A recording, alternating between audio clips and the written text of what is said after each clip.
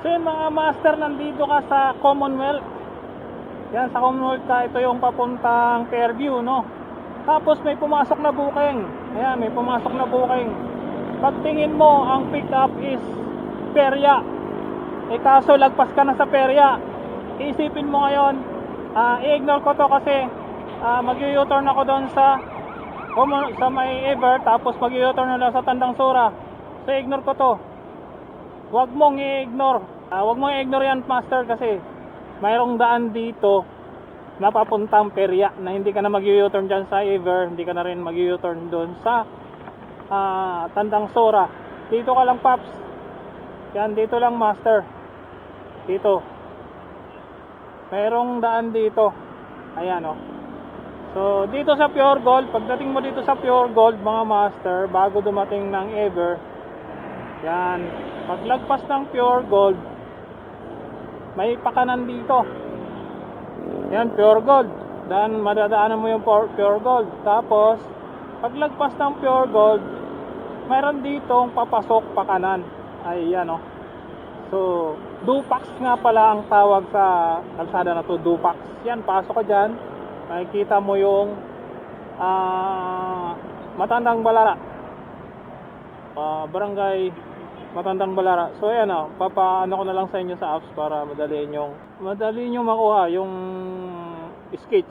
Yan, ituturo ko na lang sa apps, mga master. Let's go!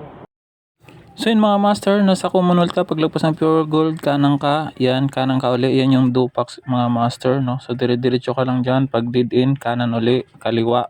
Pag kanan mo uli mga master, Peria Road na yan. Yan, kanya kabilis mga master.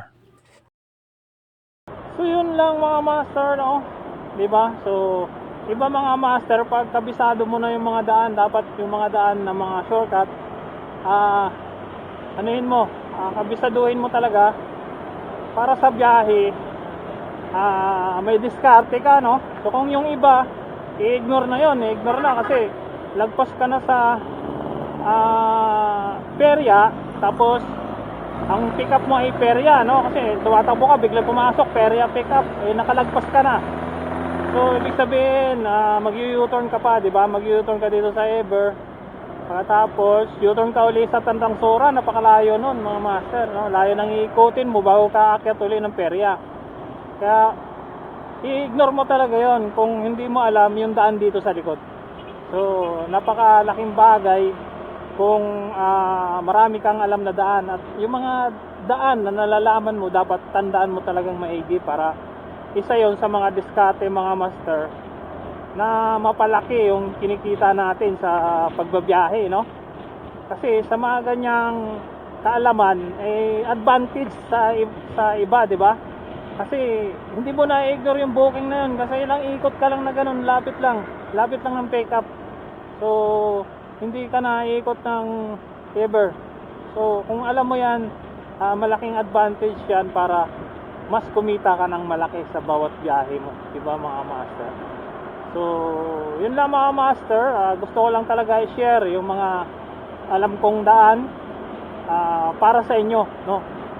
Yung mga diskarte sa biyahe, gusto ko lang talagang i-share yung mga nalalaman ko. Gusto ko talaga i-share sa inyo, no? So sa mga nakakaalam, so ano nyo na tong video na to, skip nyo na, di ba?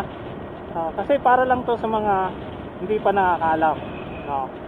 Hindi pa nakakaalam nung daan na yon, para talaga sa inyo to. So although yung mayroon naman nakakaalam ng daan na yun, kaya lang minsan nakakalimot ka, di ba? So yun lang mga master. Sana nakatulong ako sa mga sana nakatulong ako sa iyo, at maraming salamat. Share na rin to mga master sa iba, yung mga barkada mo na hindi pa alam, diba? So ingat kayo palagi, lagi mag-ingat. Sila mga master, bye bye. Pew!